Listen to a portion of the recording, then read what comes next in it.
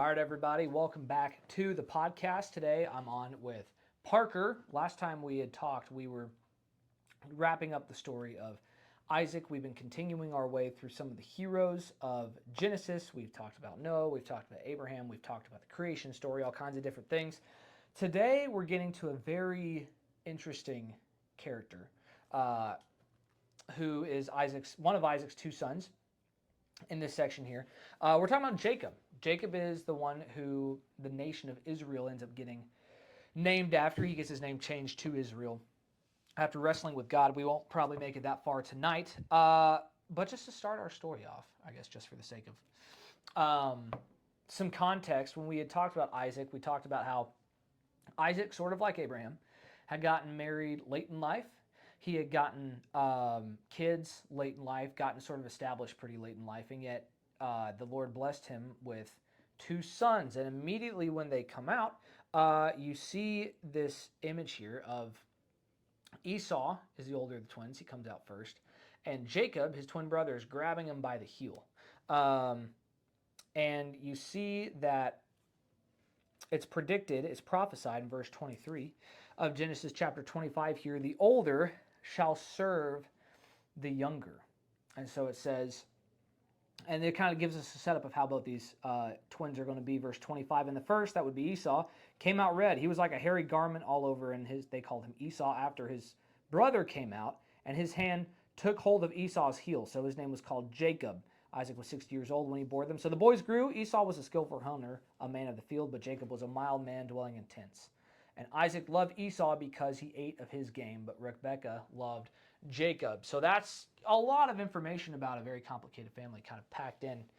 Here from the beginning, we see that both boys sort of seem to become what their parents kind of predicted they would, almost, in a way. How does your Bible describe Jacob there in 27?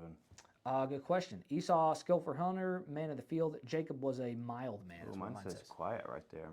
Interesting. What's the footnote for mild? That's a very good question. Let me see. Verse 27, footnote says literally complete. Huh. What does yours say? I don't have a footnote there for quiet. Well, now we just got an even more complicated definition of what Jacob is. So Jacob clearly has several layers to him.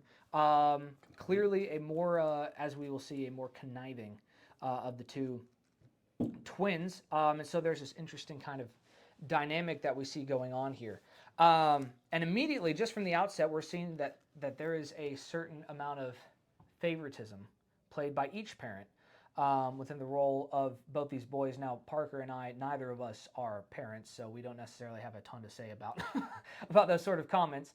But if you are a parent, be sure to look into that. Take that as you will, because you'll see as this goes on that there's not a whole lot of good that comes out of that. And so you get to chapter 27 here. We get a little bit more information about Isaac. We talked about that last time. And you get to Jacob here. And well, there's been a setup. Sorry, let me jump back to 25. There is one story we get before Isaac where both boys are grown men now, and Esau has this sort of situation with Jacob. So we see from the get-go that Jacob is very much a manipulator. There's here in verse 29, Jacob has cooked a stew, and Esau comes in hungry from an unsuccessful hunting trip. And he's so desperate for this stew that he's willing to sell his entire birthright to Jacob for one bowl of stew. Now, he says, I'm about to die of what use is this birthright to me.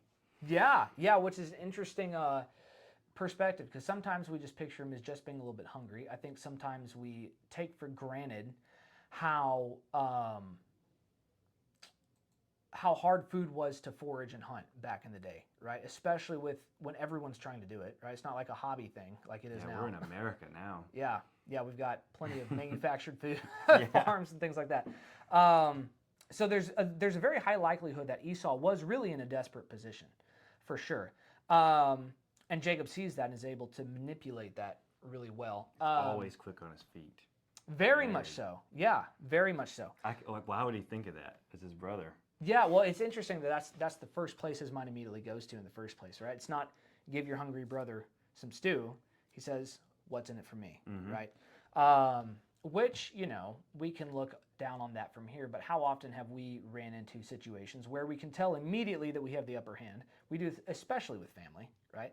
And we immediately let our minds jump to, okay, what can I get out of this? What can I say? What can I manipulate? What can I bargain to try and wring a little bit of an advantage out of someone who I clearly have power over, right? When I'm reading through these stories, I always think of how they're surrounded by pagan nations.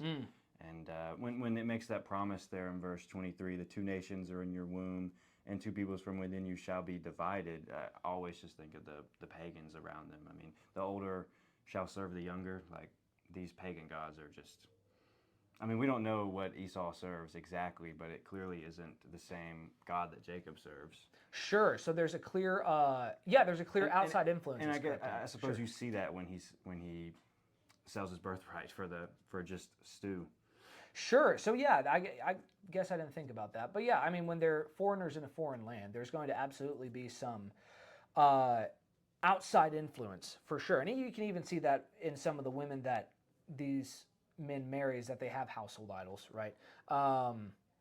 We'll see later that Jacob ends up marrying Rachel, who has a household idol that she steals from her father, things like that. So yeah, there's definitely a more carnal influence for sure, where there's a higher focus on physical things. And so there's sort of this idea here where what we see in Esau, whether he's desperate or not, is that there are both, in Esau's case, if you're Esau, what you learn the hard way is that there are consequences for trading what's expedient for what is either right or immediate. What is... Right. If your immediate feelings can get you in very big long-term trouble. Yeah, the question is, what does Esau value and what does Jacob value? And I believe it's on display right when you meet them.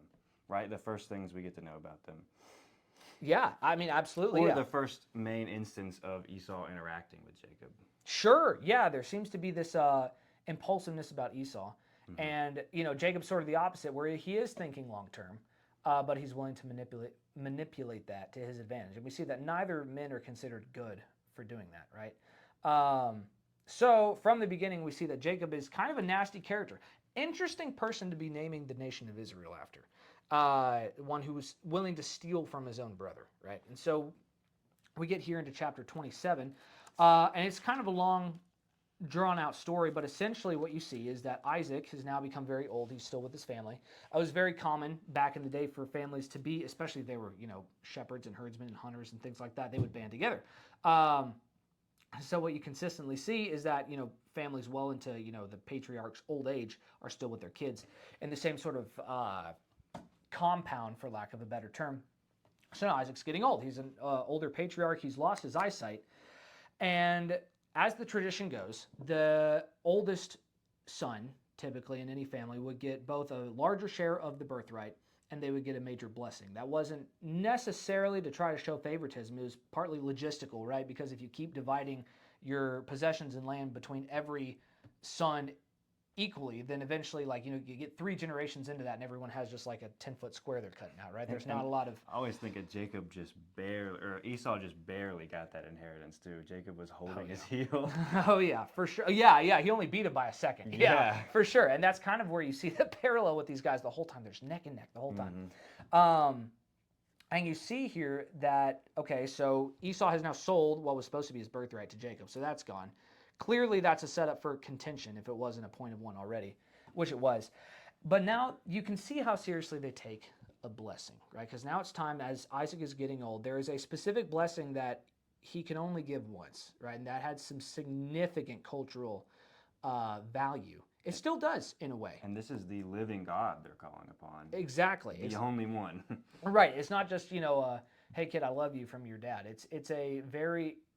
there's things in this blessing that both sons can tell are tied to the heavens, right? They're tied to the God that they serve. And so Jacob, of course, decides he's going to have his way with it again. So while Esau is out, what Isaac does essentially to sort of make a ritual of this, symbolism, you might say, is that Isaac sends Esau out on a hunting trip, has him go hunt some sort of game, cook it into a stew, bring it back to him, and as he feeds his father bestows a blessing. It's almost like the sort of rite of passage, like you are now the man of the household.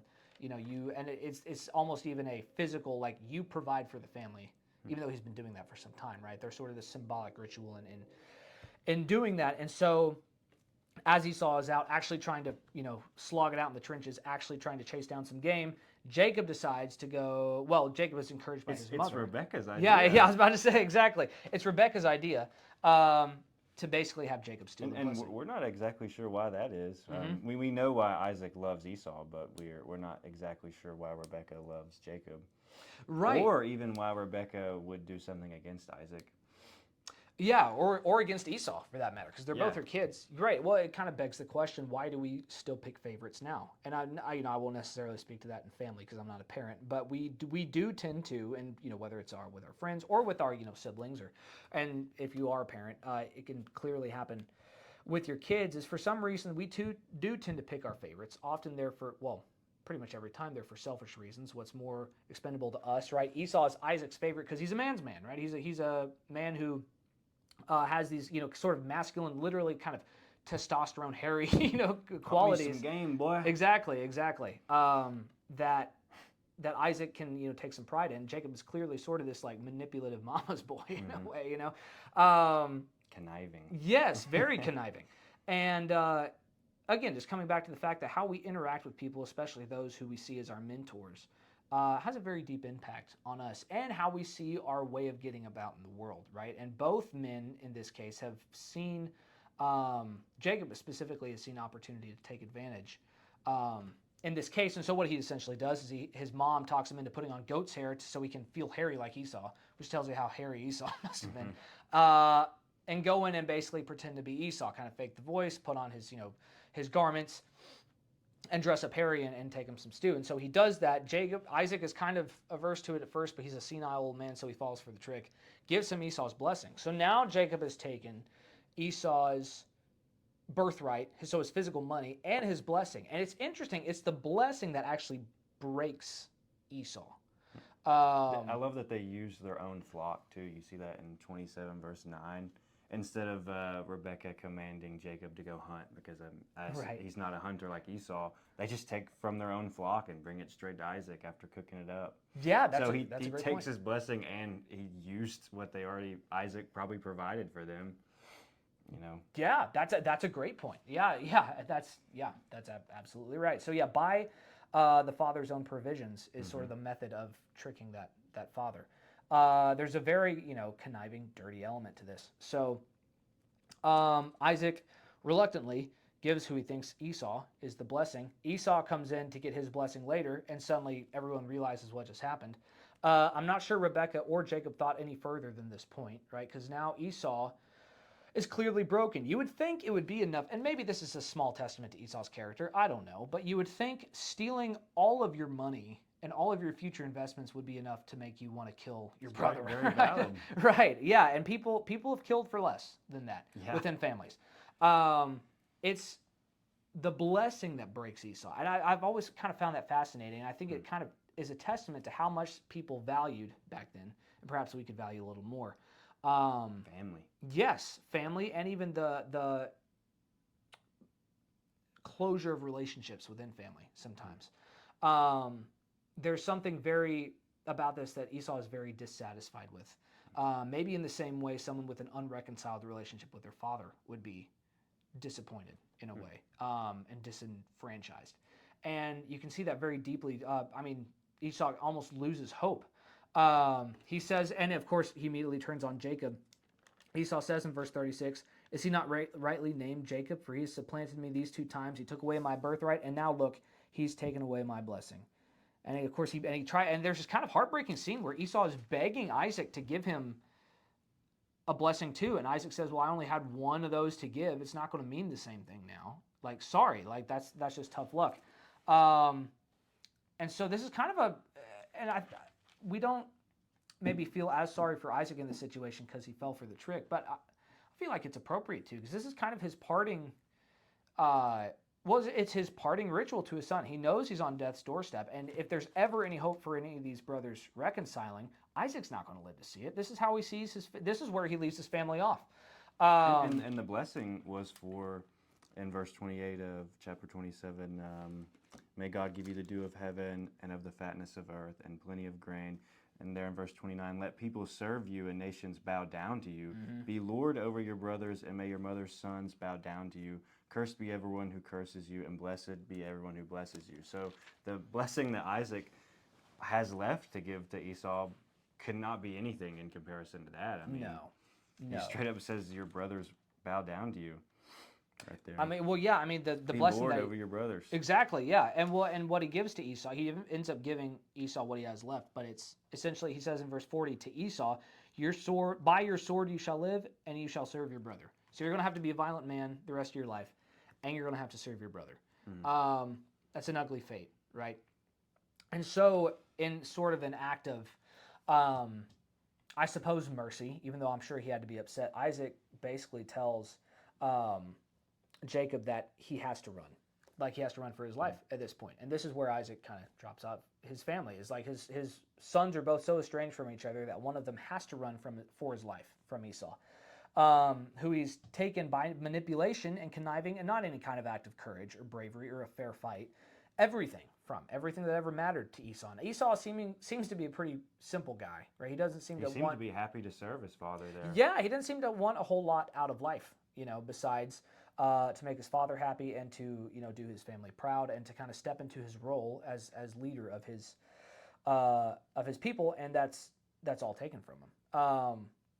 And I believe when we sort of dog on Jacob or Esau in this case, we must just remember to be thankful for the God's clear commands that we do have now, because this is so early in the life of the earth that they're just surrounded by pagan gods. Sure, it's not like he could go to a scripture immediately and call up a situation. What he's running here. Right, what he's running off of is what he's been taught by his forefathers, right? And so I mean and we see with Esau, with any kind of disenfranchisement, I suppose, from any of us, the first place we tend to step to is revenge. We'll see later how that turns out for both Esau and Jacob, but in the meantime, it severs a relationship that could have been something much more healthy, and it just wasn't. And so we see Jacob running for his life. Esau ends up getting married to someone else, as sort of a side note, and then Jacob eventually has to sleep out in the wilderness, where God brings him a vision that essentially says, you're the guy I'm going to use. What a weird time for that to happen. Jacob's at his lowest point and most deceptive point in his life. And perhaps that's probably where we'll start off with the next time we talk about Jacob. But that's the setup. And just keep in mind, because this is all bad, right? This is all kind of a bad part of the story. It's all bad news. Keep in mind that we're told this about Jacob and Esau for a reason. What Jacob's story eventually turns into here is a story of both redemption and, even literal wrestling with God. It actually becomes a very... And you must think, what is our birthright? Right. And not just in terms of our inheritance or anything, but what is our God-given inheritance? And how important is that to us? What will we do with that? That's what a great will we point. do with God's inheritance? That's a great point. That's a very great point. So there's a lot of stories of caution here, and what we'll see in the rest of Jacob's story is one of redemption that ultimately points to Christ. So I hope you all will hang with us for that. Thank you, Parker, for being on the show. We're going to have him back for several more episodes, I'm sure. And y'all be sure to like and subscribe, and be sure to follow the podcast and things like that. We'll have some more some more accounts and more discussions about the Bible for you. And in the meantime, if you have any questions or thoughts or things you'd like to see, be sure to leave them in the comments, and we will see you next time.